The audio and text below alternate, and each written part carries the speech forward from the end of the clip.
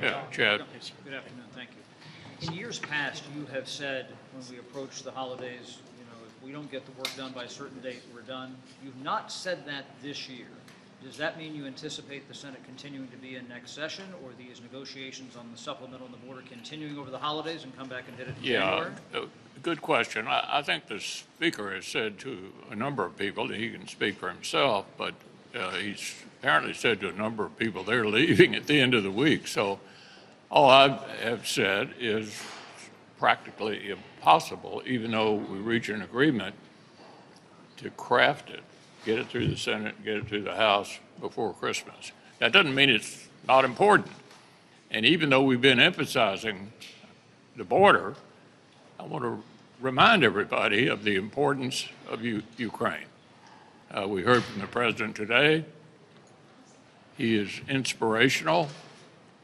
They have fought one of our biggest adversaries for almost 2 years now. We haven't lost a single person. NATO has expanded. The Japanese, the South Koreans, the Taiwanese, the Australians all care about what happens in Ukraine. We're not losing track of that. It's just that border security applies to us as well. And that's why we've emphasized so much that subject in the last few days. Leader McConnell. A number of times in the past, you've gotten together with Joe Biden to negotiate deals on really tough problems, like the fiscal cliff. Do you think there's any chance of that happening now, given the impasse on border security? Well, I have been in a similar situation where I was the leader of the minority in the Senate, and we had a Democratic administration. And Joe Biden and I did do some pretty big deals. The fiscal cliff deal, the debt ceiling deal. What I have said to him is the only way we'll get an agreement is for you to be involved. Don't just punt the ball up to Senate Democrats. They may never get there.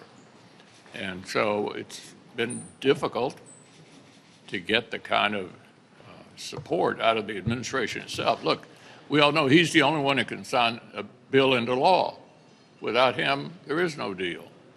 And so I've talked to him about it. I've talked to Zentz about it.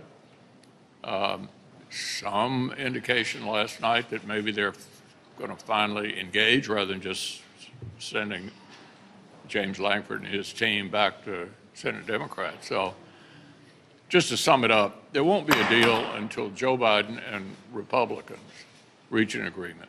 And that hasn't happened yet. I hope that it will, because I think this whole package is important to our country, and I'd like to see it pass. How concerned are you, Mr. Leader, if this does extend into January and you're up against another spending deadline and a shutdown? Won't that just make the process that much more complicated? It's not going to be easy.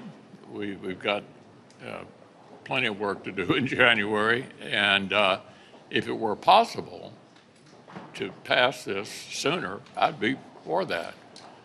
But we can't do that without full engagement from the White House and ultimately the person who can sign something into law.